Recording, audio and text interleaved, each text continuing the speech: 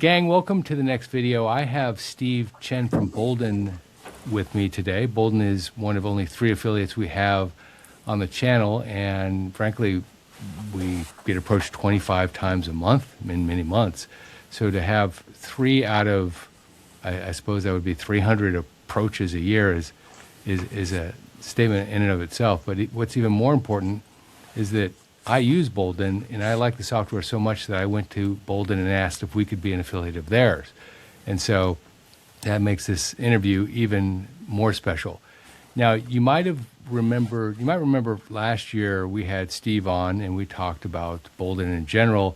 We're going to go a little bit deeper on this one because there's a lot that has really improved with the Boldin software over the last 12 months, namely AI. Now, first of all, Steve, welcome to the channel. We're glad to have you on. And why don't we just jump into it? First of all, talk about what's going on at Boldin, especially around AI, and we'll take it from there. Sure. Yeah, Jeff, great to be back on, and it's amazing that it's been like a year since we were here last. But really appreciate your support, and what you're doing with Holy Schmidt has been a big part of our journey and our community, and so we're excited about it. Yeah, no, a lot's going on. Company basically, we doubled our community membership last year, and we think we're going to double again this year. So good things are going on. Yeah, and AI is kind of the latest thing that we folded in, and we're seeing really strong engagement with our community. 25 to 30% of people that visit us are engaging with it, asking questions. A couple thousand people a day, exchanging thousands of messages. I think the thing that's really interesting to me is it's doing the equivalent of, call it 500 to 1,000 hours of support per day. That would take us 100 human beings to do that kind of work. So it really is adding a lot of value and in kind of a new and different way. So that's been cool to see. And what was the decision? What was behind the decision to do it now versus a year or 2 from now? Because I know there aren't a lot of personal financial planning software providers that have such an in-depth AI tool chest. Yeah. So basically, we saw this at the end of last year. So our users were in Boldin, they were downloading their plans and uploading. You can do a PDF download or export your data. They were uploading that into ChatGPT and other tools like that on their own and just asking questions and then kind of sharing what they were learning in Reddit and other. We have a community in Reddit. We have a community in Meta or Facebook with tens of thousands of people, and they're just kind of talking about what they're doing. And so we were like, oh, they're doing this. It's not necessarily as secure as we could make it. They also don't have. We also saw that we could do more. So basically, we rolled our own. We built it on top of Gemini, but we have an enterprise relationship with Google and with Amazon and other providers that we use. So what we did was we allow people to, take their plan, and it kind of brings their plan to life, right? So today they use their plan, they can look at numbers and they can kind of interpret themselves. Now they can kind of talk to their plan, which is what people were saying. They were using those words. And so they can just ask questions about their current plan, but they could also ask questions about hypotheticals like, what happens if, we have an energy crisis, because of what's happening in Iran, and how could that affect me? And it can draw on external sources to say, give context, but also look at their own plan. Like, hey, that could cause higher inflation. And if your plan, today you're assuming a 2.5% inflation rate, if that goes to 3.5%, here's what could happen. Actually drive your plan, run another scenario, get the data back and compare the results and kind of talk to you about it. So it's fascinating what people ask and what it's able to do, and it's changing basically every day. Like we're upgrading the software daily based on what we're learning. I read somewhere that AI's capabilities are doubling every 7 months, and by this time next year they'll be doubling every 3 months. That's mind-blowing, really, when it comes to just the power that's out there with this. So I guess one of the questions I would ask for our typical users, which tend to skew on the older side, is there a big learning curve? Is this something that they would feel intimidated by? Is it easy to use? Yeah, it's a great question. It's interesting. We were chatting about this in the when we were kind of warming up for this, and I was pulling the data. So only 10% of Americans are excited about AI, and 30% are curious, and over half are pretty concerned about it. And I totally get it. I mean, it is, I work in technology, and technology is the area, software engineering specifically, is the area that is probably most immediately under threat. So it's definitely real that it could impact workers and knowledge work and so forth, but it is also super powerful. And for folks that have tried, ChatGPT or Claude or these different tools, you do start to see how useful and amazing it can be. And it also, like you're saying, it is advancing at a rate that no one has seen technology move this quickly. Even people, I mean, I sit here and listen to podcasts and watch YouTube videos about this all the time. Like in my free time, I'm listening. And even the people on the absolute cutting edge are, I think, frankly, astounded by the rate that this is changing and what it's capable of doing. So I do think that, but it feels like it's a foundational technology. It's like the internet, it's like the cloud, it's like mobile, it's going to be here. The best thing I think people can do is to be familiar and try to use it and see how it can help their lives. And it really can help people's lives. So yeah, and basically for us, just in terms of simplicity, yeah, today it's a chat interface. You can also talk to it, but it turns it into text, and then you can go back and forth with it. And so you can just try it out and see what it's able to do. And what type of problems do you think you can solve with AI that you couldn't solve with traditional tools? Yeah. Well, I think the interesting thing about AI is just like there's been actually 3 waves of it, and the latest one's happening now. So first was just research, right? You could kind of go into these tools and say, hey, I want to learn about this or that. I want to learn about renewable energy, and it will kind of meet you where you're at, and it kind of answer your questions and bring the internet to you, right? In a very personalized way, which is why it was a threat to, and is a threat to, search. The second is reasoning. So now you could ask it to kind of help you think through problems and kind of go back and forth with it. And that, is how we're using it, and having it use our tools in kind of a read-only way. But the next phase that's happening, like literally as we speak, and OpenClaw was part of this, or is the main driver, is that it's now agentic and can do work. And so that's what's been so crazy. And I think a lot of people don't fully appreciate what's happening here. But like we're using these tools internally. I was like, I'll give you a thing. We're thinking about how can we get 10x bigger, right? So I've written all these documents about how we can do that, right? Various plans and models. I fed them all into Claude, and then used Claude as a thought partner. I had to go do research and think about it and build other plans and other models. And when you see it going off to do this research and do things on your behalf, you start to realize what's possible. And I haven't fully, like, there are people that will be like, go book my, plane tickets, go to research and then book my plane tickets and give it a credit card and give it the ability to do stuff. That is starting to happen right now. Few people are doing it. It's in the hundreds of thousands, but I think, like you're saying about the rate of expansion, we will see easy to use agents, later this year, beginning of next year, that people are actually having it do things for them. Sure. And how is the AI assistant, what's it doing today, or what's it capable of doing today, and how are people actually using it? Sure. Yeah. So today, you can come in and basically ask it anything about your plan. It has guardrails. So we do keep it focused on kind of your money and your life. We have different flavors of agents actually underneath the covers. So there's like a general financial planning agent, but there's a kind of a tax-oriented agent. There's a estate planning-oriented agent. So we have different ways and specialties inside of it, but it can go off, do research, analyze your plan. It can run hypothetical scenarios in your plan, but it doesn't save those to your plan yet. So it's basically read and analyze and reason with you and kind of go back and forth. Where we're headed is, like, we do have internally running the ability for it to update your plan, but we haven't released that. We're also looking at agentic, and we're also looking at kind of better long-term memory and context. So that, and this is kind of getting into what humans do, where a human financial advisor really gets to know you, right? About your family and you and your goals and how those are changing and how what your psychological makeup is and your behavioral tendencies and all that stuff, which all affects ultimately your outcomes. AI isn't going to replace people. It doesn't have the emotional, like we're not sitting here, you know, we're human beings talking to each other and with all our nuances.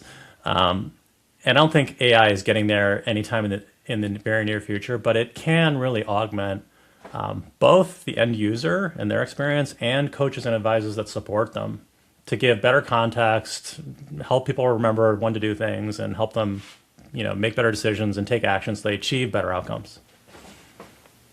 And how are you seeing people who are using the AI agent, the AI assistant, using it to its full potential in your body of customers? That is a really good question. I think that, you know, it's moving so fast and what people do with it is so interesting that I don't think like the frontier of what's possible is moving, expanding quickly, and people are, you know, some people push it to the edge, but they're both moving quickly. So I would say people are taking pretty interest, you know, definitely taking advantage of it. We've had some users that have, you know, like we're in terms of user stories, you know, I was talking with their team. We had one user where, you know, things were getting volatile with some of the conflict in the world, and also with AI impacting software companies. And they asked, you know, am I prepared for a market crash? And then that user went back and forth with 109 messages, modeling like, hey, if we see a 20% drop, if we see a 30% drop, what actually happens to my plan? And kind of like working through that. So to see users kind of go into that kind of depth is interesting. Another user was just like saying, and this is where it gets kind of like the anthropomorphic part of it happens, where like I'm feeling like bummed out today and like kind of down about my situation. Tell me something good about my financial plan and like why I can be more confident. And they went back and forth 83 times and kind of talked through like why they should be confident. Like, I think a lot of folks, I mean, this happens with me too. Like I'll be worried about the tactical stuff in my life. Like, our kids are getting parking tickets or, you know, whatever, this or that. I'm paying too much for this, that. But then if I zoom out and I'm like, actually, a fintech founder live in Northern California. We have like money, you know, there's a lot of good things in our lives and like growing business. It helps you gain perspective sometimes to, you know, and it can be talking to a human coach, but not everybody has access to a person on demand. This can be like, tell you like, hey, there's really lots of good reasons, you know, or reasons you can be confident about your situation and, you know, bring that reassurance, which is what I think fundamentally everyone wants to be confident. Steve, there have been discussions that suggest that AI can help users improve their outcome by 1% to 2% annually. What does that actually look like? That's something that I've talked about. I think that like, I don't know, it's not strictly AI. I would just say that for many people, just in general, right, financial services is this area where it's hugely valuable to the economy, right? We need credit. We need access to credit. We need easy payments. You know, we need financial advice, investments, all these things. And, you know, insurance, all the stuff. And you don't know what it costs because all the costs are built into the services, right? And so those costs show up as friction costs. Like you could be at a big bank, and generally at big banks, most of our users have $25,000 to $50,000 sitting in banks each. That's billions and billions of dollars. They make essentially no interest. And I've had this experience myself, right? And then like you're investing and then you might be in a robo and, you know, there's a fund in there that has a fee of like 75 basis points, which is in today's day and age, like kind of ridiculous. Now that exists in my world too, right? From a big brokerage I work with, which I won't name, but it's kind of like disappointing that exists. And, you know, there's costs everywhere. And I think that the opportunity is, for many people, it's to understand the situation, make better decisions, and just be as efficient as they can. And I think AI will help people identify these things. And look, companies need to get paid, right? They're going to make money, and it's just everybody wants to be as efficient as they can, and I think that's the opportunity. Is that there are many people walking around that might be paying 2 to 3% of their net worth in friction costs every year, just to kind of like be in the financial system, and if they could bring that down by 100 basis points, if you have a couple $1,000,000, it's 20,000 a year of savings. It's real money. That's basically the general thinking. Now, is AI the only answer? No, but it might make it easier for people to see and act on. AI is powerful, but it still makes mistakes. How are you thinking about things like trust, accuracy, and keeping users safe while it's still evolving? Yeah, I think, it just like you're observing, well, one, yeah, I totally agreed. LLMs still make mistakes, and we need to all remember that it is still a probabilist, it's a stochastic model, and so you need to challenge the thinking. But I do think that we are getting better at driving errors out of it, which is what you're also observing. But there's still room for, it's not all knowing. And I think that training these agents that also work with humans, that quality check the work they're doing and can hold them accountable. Like we work with tax CPAs, right, and tax specialists, and use tax software because it's the best in class and tested and validated results. I think you'll see the same kind of parallel with AI agents working in that kind of ecosystem side by side with these specialists and continuing to get better. And that hopefully the long-term solution is good. But you'll also see AI tax specialists working with AI estate planning specialists, working with AI planning specialists, along with humans and the end user to get to better outcomes at scale. And it'll be much more available to many more people because it'll be way less expensive and way more available. There's been a lot of discussion about AI replacing jobs. How do you see it impacting knowledge workers and financial advisors, for example? Yeah, I feel like the word of the year might be Jevons paradox, right? It's like we're all learning this, which is basically it's the paradox that where something gets cheaper, demand for it goes up. And like we saw this, we're seeing this in tech, right? So, okay, it's way cheaper and easier to build software. So some existing companies are like, okay, fine, I need fewer humans to build this software, so I'm going to get rid of them, laid off 40% of their team. Atlassian did 10%. There's definitely a movement. I think it's more of a rebalancing. But conversely, people are able to create whole new businesses themselves. The first company that has could be worth $1 billion was created by that's like one guy plus his brother. He's selling GLP-1 drugs. It was in the New York Times. But he's doing 35 million a month, right? So 700, 800 million a year, right? With a basically, vibe coded entire business. So I think net, it's going to be positive. Like my perspective is I'm on the abundant future team, right? That hey, the world is getting better overall. We're driving down poverty. It may not feel like it. People may be complaining about too much water use in data centers, but on the flip side, we're inventing incredible stuff. We're advancing in medicine. We're advancing in energy. We're going to build all this incredible, better new software. Stuff like financial advice is going to be available to everybody, not just people that already have $1 million. And they're going to make better choices. All that capital is going to get allocated in a better way. So, and it's going to happen fast. It will be disruptive, but net, I think it'll be incredible. With AI changing so quickly, how do you balance automation and human judgment? Yeah, no, it's a great question. I mean, we're definitely concerned with it. There's definitely there's a clear line between software only, deterministic software, and human advice today. The AI does start to blur that line a bit, and so we want to be very careful about it. That's why our tool is still in beta. So I would say we are continually looking at how users use it, what they're asking, how they're engaging, and you do see a range of human beings. And there's some people that you do start to understand why someone might have an unhealthy relationship with AI if they're over dependent on it, and some people don't fully appreciate it. But we are working with our community on this in an open way. We are upfront about what it's good at, what it's not, what it's less good at. We have a lot of disclaimers around it.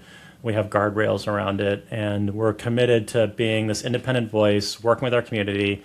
We don't want to overpromise. Like, I don't want to come out here and say, hey, it's perfect. It's not perfect. It can make mistakes. And so you definitely want to, before you're making any big financial decision, talk to a true fiduciary, which is a human being that is a licensed expert, CFP or CPA, that has a fiduciary commitment to work with you, which means work in your best interest, and get one or more second opinions before you make big decisions. And that's our point of view. Now, we do think that AI can help you, like we're discussing, come up with new ideas or think about it differently, and show up to the doctor.